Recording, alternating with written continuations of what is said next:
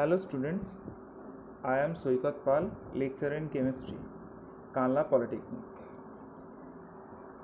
My today's discussion from Unit 1 and topic is orbital concept, quantum numbers and shapes of s,p,d orbitals.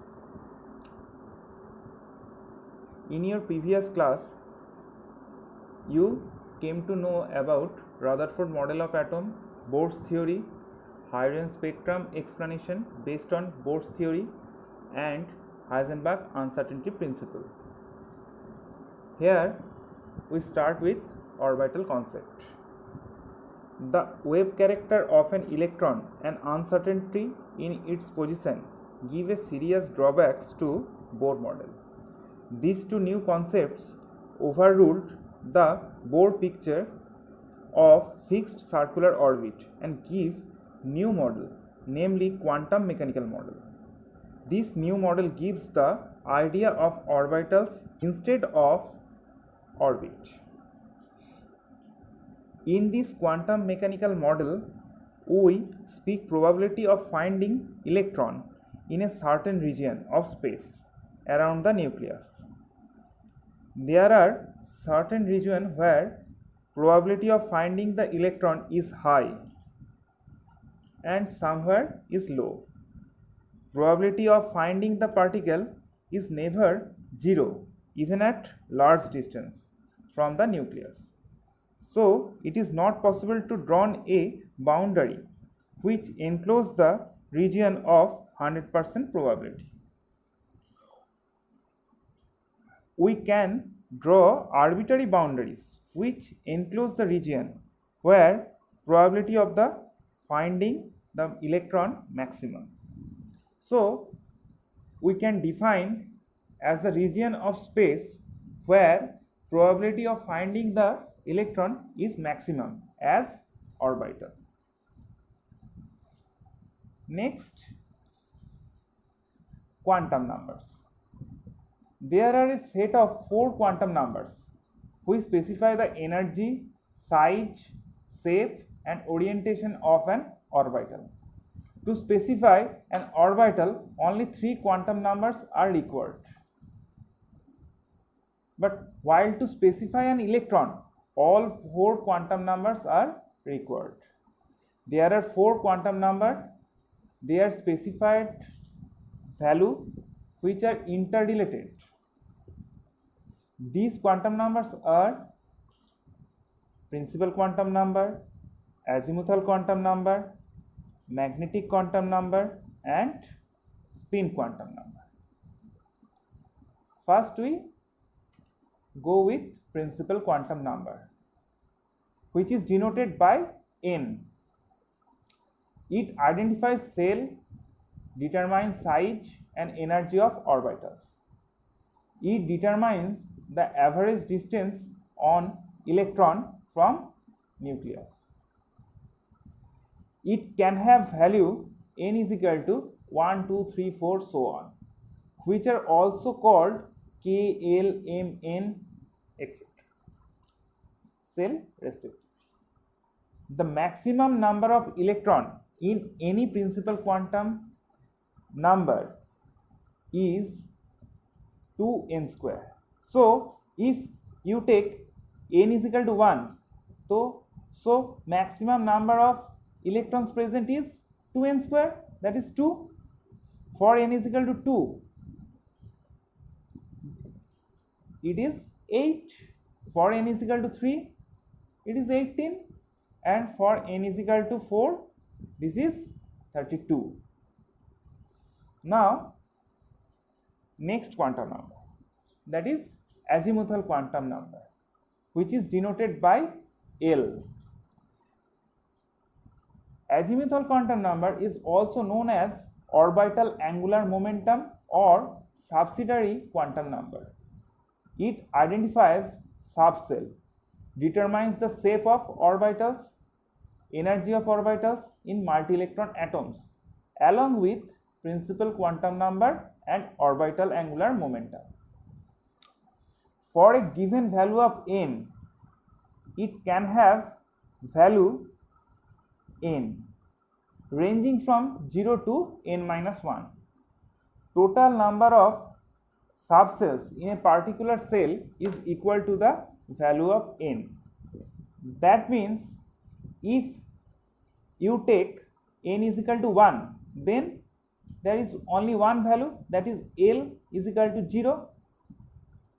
If you take n is equal to 2, then L have value 0 and 1.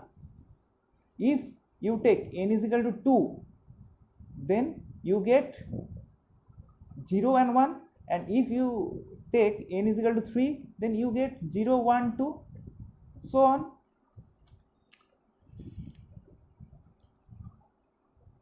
Our next quantum number is magnetic quantum number or magnetic orbital quantum number, which is denoted by m. It has been observed that moving electron in a subcell is associated with a magnetic field. Under the influence of external magnetic field, electrons in a subcell adjust themselves in a different orientation. It gives information about the spatial orientation of the orbital with respect to standard set of coordinate axes. So, the values of m ranging between plus L to minus L.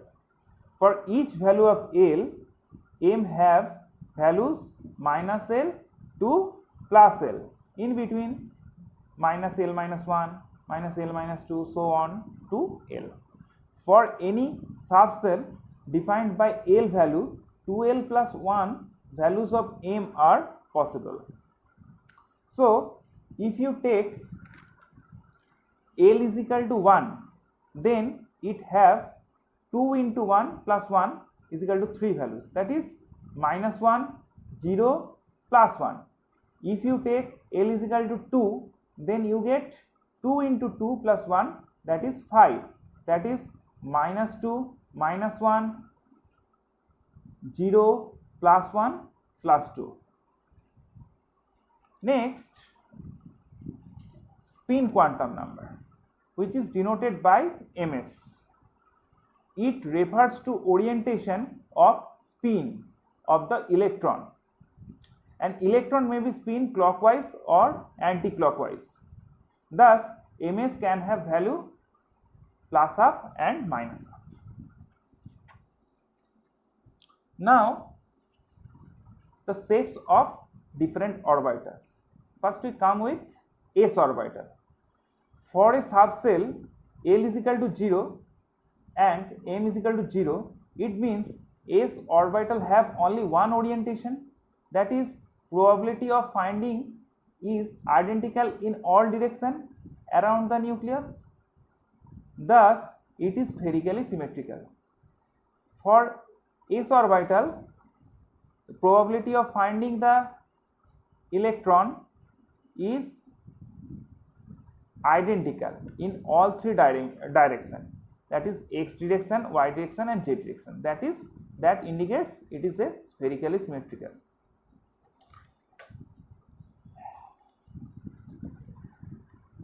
Next, p orbital. For p subcell, L is equal to 1.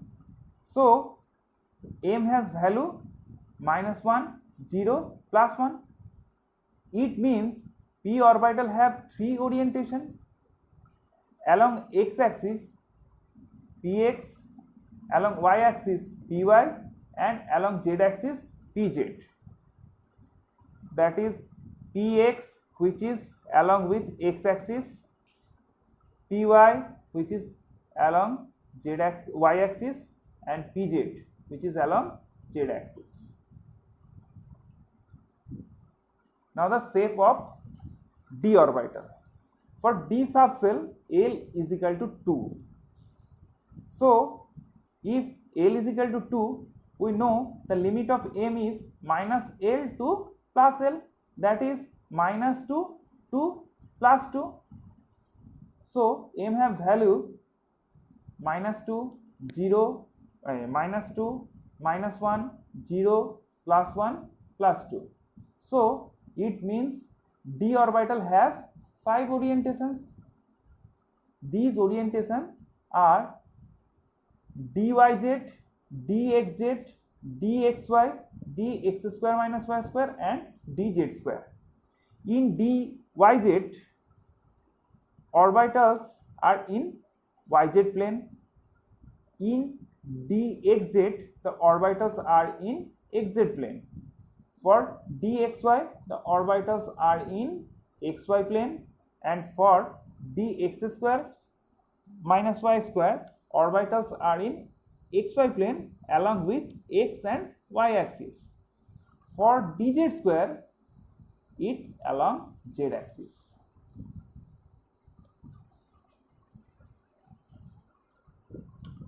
Thank you everyone.